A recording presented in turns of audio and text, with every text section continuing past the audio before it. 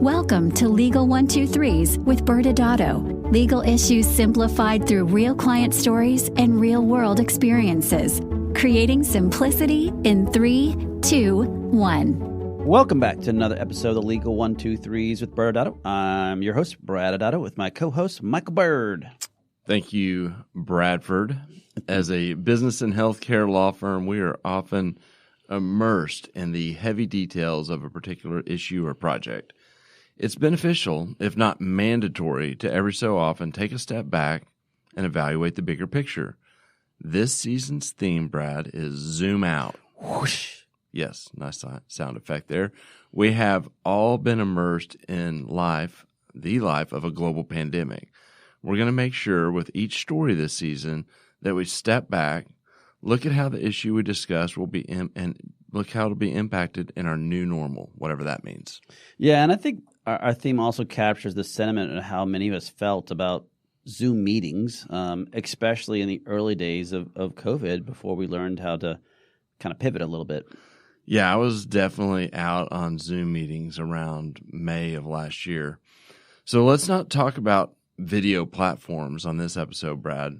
We have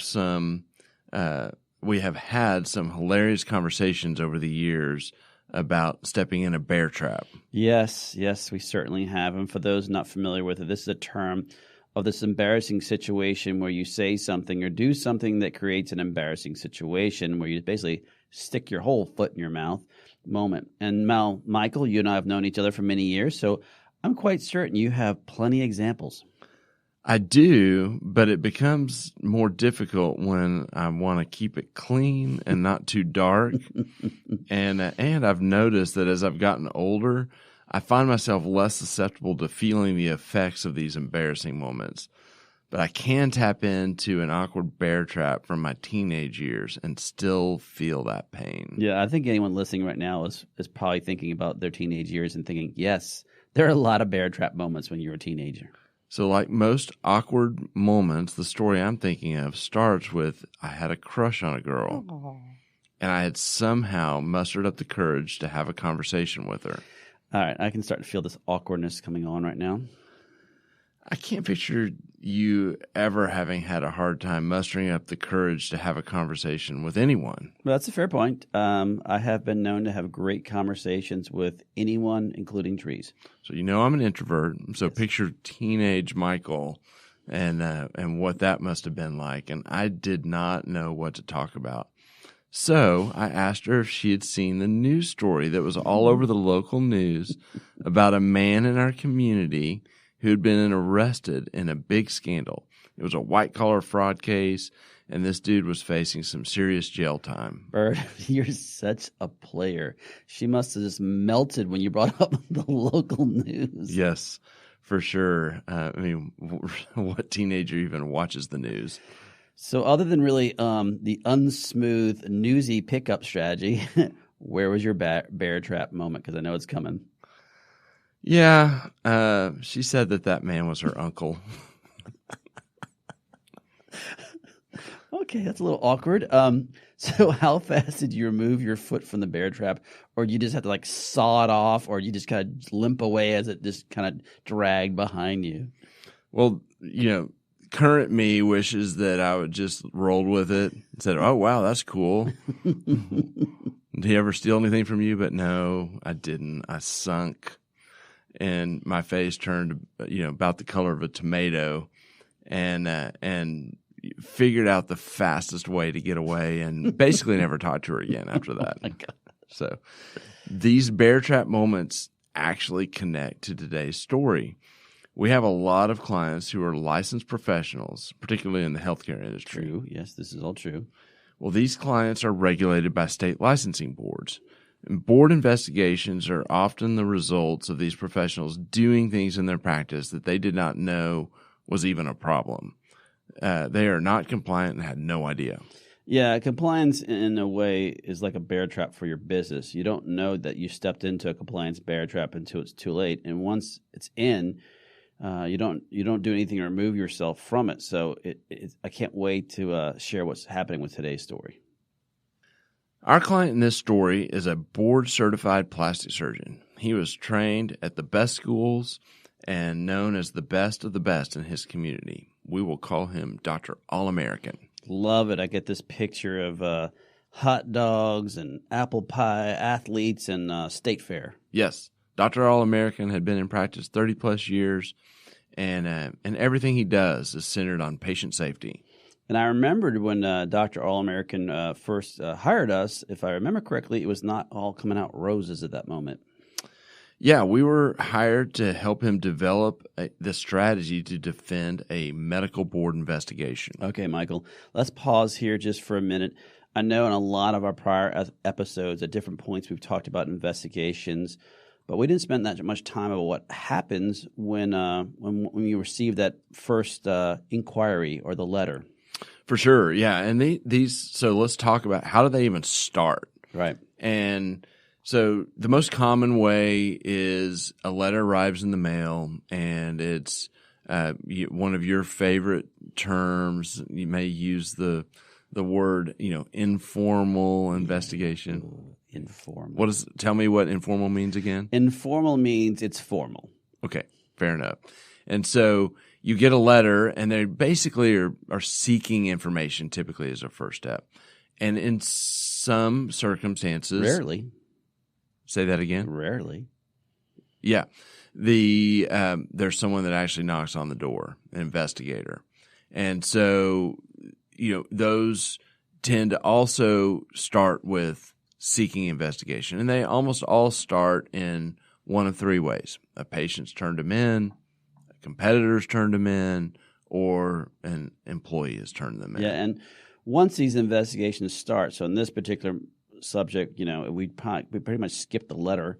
The board goes into this fact-gathering mode, and eventually there may be some type of hearing, and that's exactly what happened with Dr. All-American.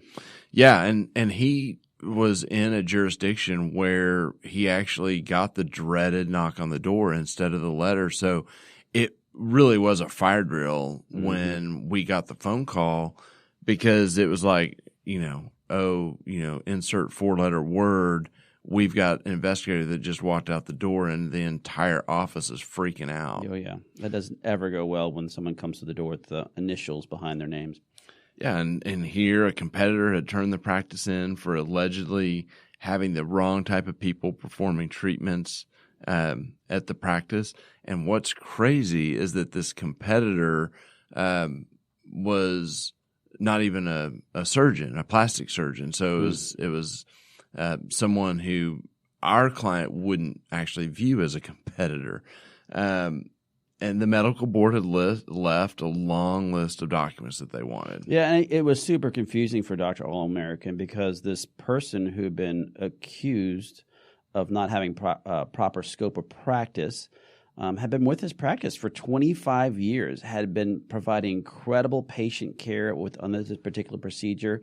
However, unfortunately, as often with his life, the law had changed in the last 25 years. I know it's hard to believe. And the provider was actually this person was not allowed to perform the treatments that she was providing, which means, Michael, Dr. All-American was non-compliant. Yeah, and let's be clear. I mean, this is common. What's common in practices is you have the surgeon, and the surgeon is doing operating. Mm-hmm. And then you have staff of various providers of various backgrounds that are performing treatments. And so it can be anywhere from a physician assistant to a nurse practitioner to a licensed vocational nurse to estheticians to sometimes even non-licensed individuals. And it gets super tricky, varies state by state, and then even within the states it gets super tricky.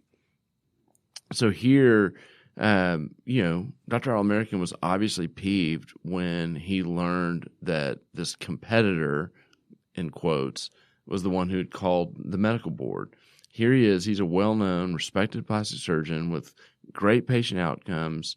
The person who was, accused of being non-compliant and who was non-compliant had great patient outcomes. He was respected by his peers. And it was based on some non-invasive services provided at his office. and he'd been reported, as I said, by a non-physician to the medical board.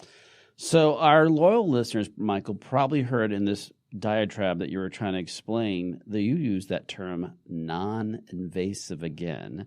And those who listen know that triggers me because our audience probably at this point can tell us, Michael, that non-invasive, that actually means medical procedure. And unfortunately, still to this day, there are people, when they think if it's non-invasive, they don't really understand it. And unfortunately, like in many states, this still requires that the physician meet certain applicable rules.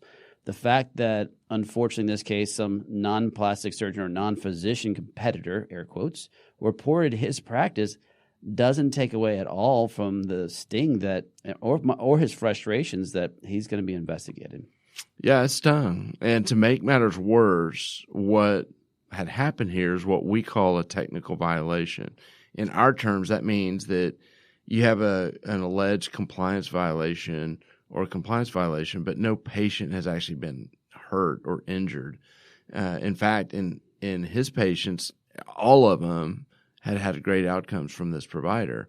And generally, it's easier to defend a situation when there's a technical violation, though don't be lulled into thinking that this can't have serious consequences. Yeah, and for sure. And we've talked about this. I mean, a lot of times with a technical violation, you're hoping to just get a hand slap, but that hand slap may take hours and hours of your time.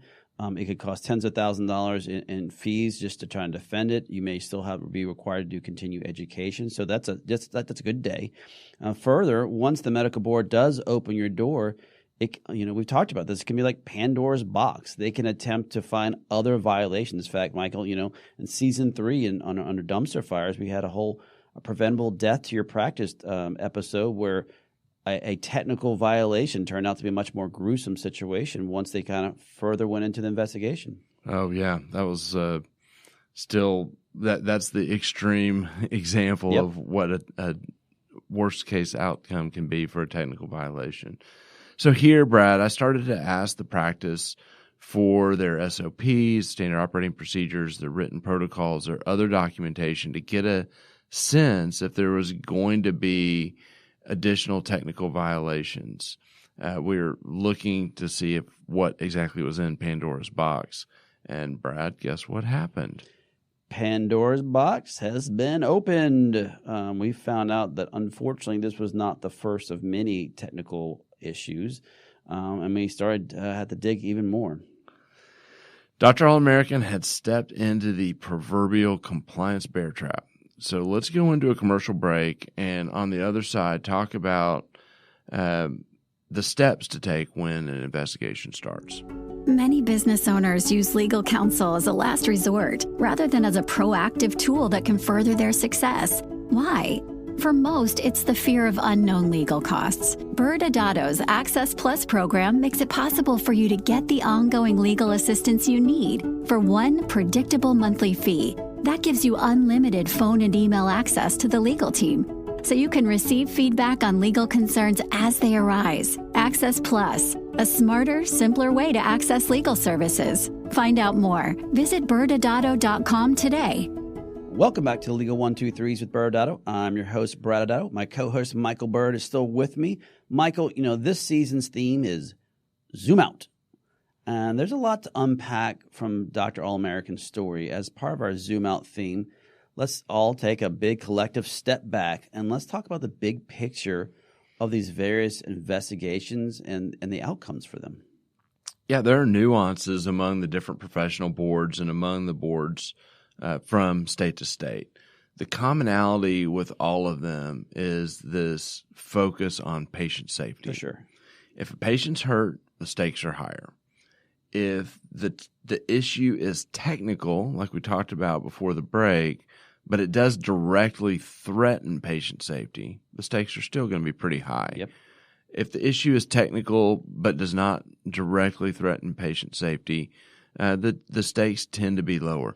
The problem is that it gets super gray and hard to know which is which and how a board's going to view things, because it's really easy to extrapolate a rule and see how that could ultimately harm the patient. Yeah, and we've talked about this before, Michael. A lot of our clients, they want it to be the whole black and white concept. And unfortunately, especially with medical board rules and state rules when it comes to this, there's a lot of gray in this area. And you have to be really careful about how gray are you. Charcoal gray. And of course, we like to keep our clients as compliant as possible. And in this particular case, Dr. All-American was kind of that middle ground. He was, because the investigation was a little, because this particular person may have been going outside their license to treat patients, but they were still, the patients themselves, as we were talking about, were still having good outcomes. But still, patient safety, higher risk. Yep, exactly. And the second commonality among the boards is that they all tend to be overworked, understaffed, and frankly overwhelmed. Yep.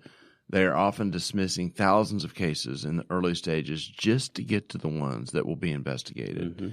And they're looking at all types of issues, from substance abuse to standard of care to compliance type questions. Yeah, and this is why it's so critical to understand ultimately, the boards still they're just made up. They're humans, and they have so many cases in a given month.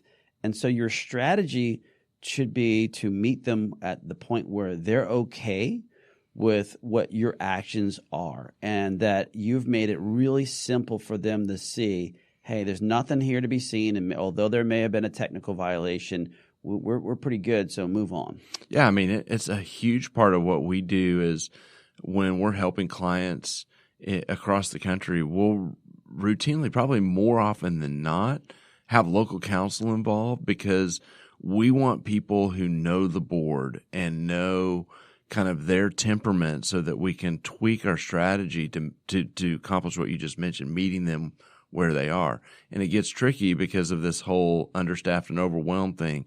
There tends to be a lot of turnover. I know in Texas, where we actually will go to the board cases ourselves, we find that the people change all the time. So really, ultimately, Brad, I mean, the strategy, it has to be simple and it has to be authentic. Absolutely. So, Michael, what did we do here? Hard work.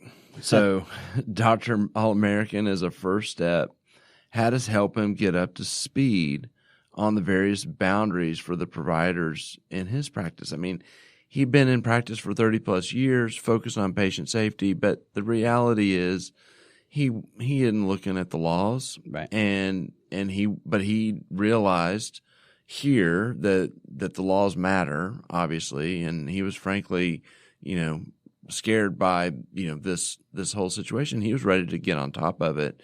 And he had made some new hires over the years. He had shifted roles around. And then we kind of, with these law changes, started reshifting the roles around. And he made actually some new hires so that the people lined up with the compliance requirements. Yeah, exactly. And, this is a great scenario of when you're practicing for many years. It's time to this goes back to compliance is never stagnant concept. Is he had to overhaul all of his policies and procedures. I remember there was an entire process of just cleaning up a lot of different things, and it took a lot of time and effort, almost 12 months. But conceptually, once Dr. All-American realized he had an issue, he jumped in. Both feet, he, as we talked about, turned into it, and he was ready to do the corrective action to right the ship, and most importantly, to prove that he is a compliant individual. Definitely. I mean, from a strategy perspective, ByrdAdatto helped build the theme, the messaging, and then helped implement all of these compliance steps that would create that authenticity when he actually showed up to the board hearing. And we worked with local counsel in his state, as I mentioned earlier. They were familiar with the board itself for the procedural steps and conducting the actual board investigation with Dr. All-American.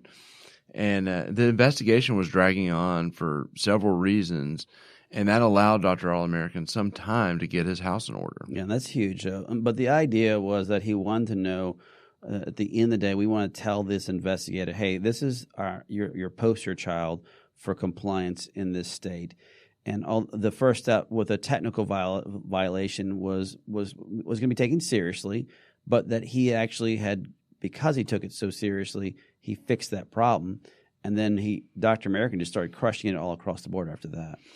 Totally agree. And the good news was that in reality, in his practice, he was the gold standard for patient safety. I mean, we didn't have a patient problem here. In fact, it was quite the opposite. And so there may have been some technical violations, but the education and training that went into the treatment of patients was excellent. Yeah, and this helped because we were basically making the policy lines up with what he was doing already. And so it was there. It wasn't a good written protocol. And as mentioned, he had to do some staffing adjustments and role adjustments that went pretty well. So the investigation progressed and eventually was set for a Zoom hearing. Yeah, nothing like investigations or court hearings at all during the middle of a pandemic. I know, and this actually was a challenge. Our next goal was to help Dr. All-American connect with the board and show them what he'd been up to and convey the idea that he is the gold standard for compliance. And this is tricky over Zoom as opposed to in person. Yeah, Dr. All-American is a very personal and down-to-earth, he is Dr. All-American kind of guy, and yet he has this air of credibility that we want to come across that doesn't come across in a rude way. And we had to deal with this in the Zoom element. Yeah, and I wish we had a magic answer for how to deal with Zoom, but we don't. The main focus was on being prepared and being authentic.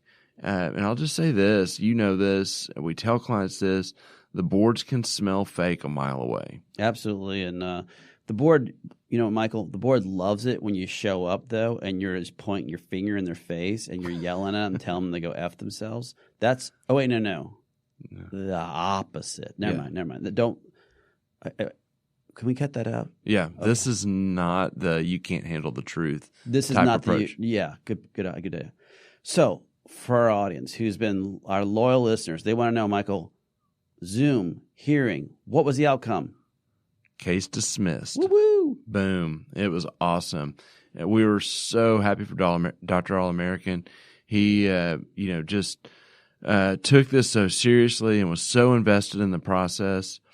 And so it was a great outcome. So, Brad, let's hit the pause button again. And now, in line with our theme, let's zoom out. As we come out of the pandemic, what do you see happening with board investigations in our post-pandemic world? I'll let you answer, and then I'll share my thoughts to wrap it up. Yeah, I guess the first thing to let everyone know is, unfortunately or fortunately, however you want to look at it, board investigations are still happening, pandemic or otherwise. And as we noted, they'll be happening via Zoom or however else they want to have them. And, based on the volume of investigations, at least that we're seeing come across our desks in a given month, it appears that the pandemic has reinvigorated the boards to confirm that their licensees are acting in compliant ways, technically or otherwise, because obviously patient safety is important to them. And I would add the other piece that we're definitely seeing across the board is the increase of medical providers using telemedicine, and they're using their FaceTime or Zoom or whatever type of app they can. And unfortunately, again, this is opening medical providers to new ways of being non-compliant, basically stepping into these virtual bear traps and never seeing it until it's way too late. Maybe we should do an entire episode on telemedicine. I feel like you're alluding to something, Brad. Maybe a foreshadow? Mm-hmm. Yeah. Well, Michael, what are your thoughts about zooming out here? Well, as the flowers start blooming, the birds start chirping, and this new world of people maybe even not wearing masks out in public and going to public places happen, we need to pause and kind of try to meet the business people where they are and acknowledge that everyone, and we as a small business know this as well, has been in survival mode for well over a year now. And so what does that mean? Well, it means that they're focusing attention on keeping the lights on on, taking care of patients if you're a medical practice and your employees, and you're probably not focusing on the paperwork, the technical compliance steps. We have seen that, and as things are emerging and we start having conversations, we're seeing that because compliance is not stagnant, that everyone hit their own survival button for a year, and there's some cleanup to do. And so it raises the risk that if you get the random letter or the random knock on the door, that they also are going to be in that bear trap, and they may have that same tomato face that I had back in my teenage years. Join us next Wednesday for the next exciting episode, COVID-19, Where Are We Now? Thanks again for joining us today. And remember, if you like this episode, please subscribe, make sure to give us a 5-star rating, and share with your friends. You can also sign up for the ByrdAdatto newsletter by going to our website at ByrdAdatto.com. ByrdAdatto is providing this podcast as a public service. This podcast is for educational purposes only. This podcast does not constitute legal advice, nor does it establish an attorney-client relationship. Reference to any specific product or entity does not constitute an endorsement or recommendation by ByrdAdatto. The views expressed by guests are their own, and their appearance on the program does not imply an endorsement of them or any entity they represent. Please consult with an attorney on your legal issues.